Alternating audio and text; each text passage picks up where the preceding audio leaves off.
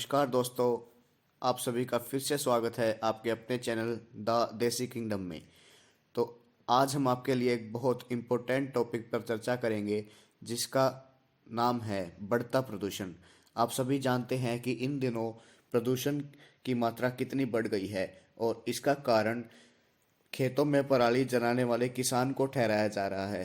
लेकिन आप सभी जानते होंगे कि इसका असली कारण जो है वो हमारी इंडस्ट्रीज और हमारी जो फैक्ट्रियां हैं वो हैं। और वहाँ से जो प्रदूषण आता है वो पराली के प्रदूषण से बहुत ज़्यादा मात्रा में होता है। और आप सभी जानते हैं कि अभी हाल ही में दिवाली गई है, तो इनके क्रैकर्स से, इनके पटाखों से जो प्रदूषण हुआ है वो भी बहुत ज़्यादा हुआ है। उसी के कारण जो है प्रदूषण की मात्रा इतनी बढ़ गई है। लेकिन सरकार कह रही है कि ये प्रदूषण पराली से हुआ है।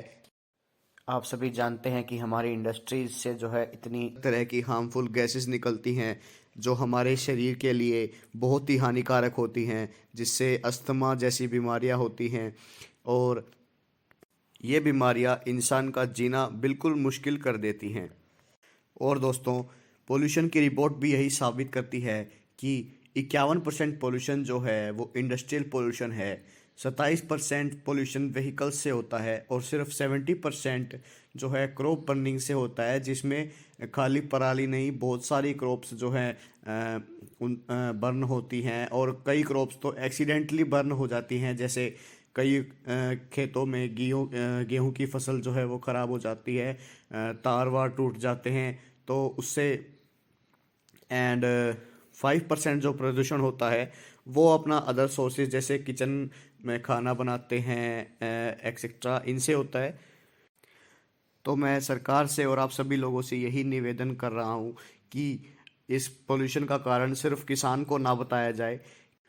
और दोस्तों, मैं यही बताना चाह रहा हूँ कि अगर किसान उस पराली को जलाएगा नहीं और तो वो उसका करेगा क्या? उस पराली से कुछ भी हम कर भी नहीं सकते हैं। किसान तो यहाँ तक कि कह रहा है कि अगर सरकार उस पराली को हमारे खेत से ले जाना चाहती है तो ले जा सकती है, कि उसके हम जो है कोई पैसे नहीं लेंगे। और पराली का सरकार अगर कुछ अच्छा करे तो हमें भी बहुत खुशी होगी। और आप सभी तो जानते ही हैं कि किसान का दिल सरकार से बहुत बड़ा है, इसीलिए वो कह रहा है कि हमारे खेतों से जो है पराली उठा के ले जाइए, हम कुछ भी नहीं कहेंगे, हम कोई पैसे नहीं लेंगे। और अगर सरकार उसका कुछ अच्छा बना सकती है, कुछ अच्छा कर सकती है तो वो करे, उनसे हमें बहुत खुशी होगी। तो इसी बात से मैं आपका पर्दा जो है उठाना चाहता हूँ कि अकेला किसान जो है प्रदूषण के लिए जिम्मेदार नहीं ठहराया जाए। और अब भाई, ये पराली जलाने के बाद ही तो किसान आगे की फसल बो पाएगा।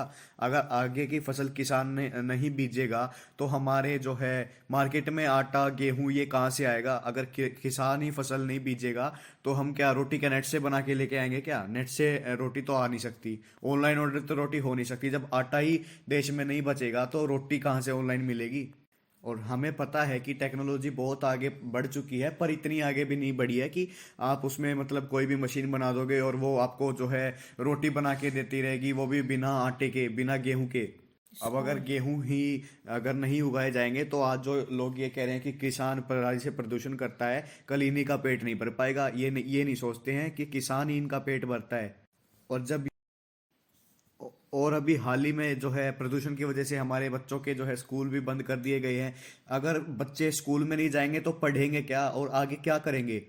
अब ये जो बड़ी बड़ी एमएनसी कंपनियां हैं ये पढ़े लिखे बच्चों को नौकरी देती हैं, पर अगर बच्चे ही नहीं पढ़ेंगे तो ना ही इनमें कोई नौकरी जा पाएगा। और ये जो एमएनसी कंपनियां हैं इनको भी लेबर नहीं मिलेगी। अगर अभी 10th 12th के बोर्ड के एग्जाम्स होने जा रहे थे, उस टाइम पे सरकार ने स्कूल बंद कर दिए। अब बच्चे पेपर की तैयारी घर पे कैसे करेंगे बैठ के? अगर उनको कुछ डाउट्स होंगे तो वो स्कूल में ही तो जाके पूछ सकते हैं। अब सोचने वाली बात है, अगर बच्चों को स्कूल में जो है प्रदूषण से परेशानी होगी तो घर में भी तो, घर में ऐसा तो है नहीं कि सरकार ने एयर प्योरीफायर लगवा रखे हैं और घर के अंदर प्रदूषण नहीं आएगा। अब ये तो बस बहाना ढूंढ रखा है सरकार ने, बच्चों की पढ़ाई का सत्यानाश कर दिया है। अब भाई प्रदूषण बढ़ रहा है तो सरकार उसका कुछ समाधान निकाले ना। स्कूल क्यों बंद कर रही है, बच्चों के पीछे क्यों पड़ी हुई है? अभी इंडस्ट्रीज जो है ऐसे की ऐसे खुली है, इनसे अब भी जो है हार्मफुल गैसेज निकल रही हैं, अब भी प्रदूषण बढ़ रहा है। और फिर भी लेकिन स्कूल पर ध्यान दिया जा रहा है, पराली पर ध्यान दिया जा रहा है, लेकिन इन इंडस्ट्रीज पर कुछ ध्यान नहीं दिया जा रहा। अब किसान की पराली तो सिर्फ 4 दिन की होती है, 4-5 दिन पराली जलाता है। और अगर किसान नहीं पराली जलाएगा तो फसल कैसे बोएगा? हम आपको बता दे रहे हैं कि हमें जो हमारे खेत पड़े हुए हैं उनमें तो हमने फसल बो दी है। अगर अब सरकार पराली का कुछ समाधान निकालती है तो ठीक है, लेकिन अगर इसका कुछ समाधान नहीं निकला तो हम तो भाई जैसे जलाते आए हैं वैसे ही आगे भी जलेगी पराली, और तभी आपकी जो है फसल हमारी खेत में बोई जाएगी। और अगर हम फसल बोएंगे तभी आप लोगों को रोटी मिलेगी। नेता वैसे आज एक काम तो सरकार ने सही किया है। सरकार 1 साल बाद जागी है और अब तक सोई हुई थी। जो किसानों के लिए उन्होंने 3 कृषि कानून जो उनके खिलाफ बनाए थे उनको वापस ले लिया है। इस फैसले से मैं थोड़ा खुश हुआ हूँ और आशा करता हूँ कि किसान भी बहुत खुश हुए होंगे।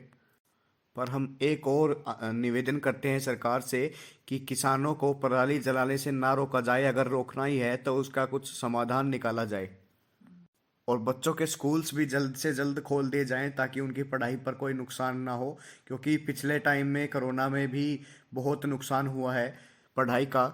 और दोस्तों, अगर किसान जब ये पराली जलाता है तो आप लोग ये सोचिए कि उसको उस धुएं में खड़ा रहना पड़ता है तो उसे कितना जो है प्रदूषण का प्रभाव उस पर कितना पड़ता होगा, कितनी बुरी बीमारियां होती होंगी उसको।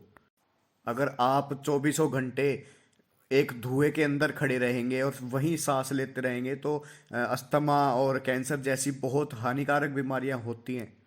लेकिन फिर भी एक किसान जानता है कि अगर वो इस पराली को नहीं जलाएगा तो आगे की फसल नहीं बो पाएगा, और अगर आगे की फसल नहीं होगी तो हमारे देश में किसी को रोटी नहीं मिलेगी। और दोस्तों, आप भी इस बारे में सोचें समझें एंड कमेंट करके आप अपनी राय हमें बताएं कि आप इस बारे में क्या सोचते हैं।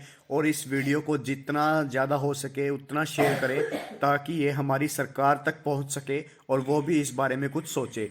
तो दोस्तों ठीक है, आज के लिए इतना ही। धन्यवाद। हम आपसे मुलाकात करेंगे हमारी अगली वीडियो में।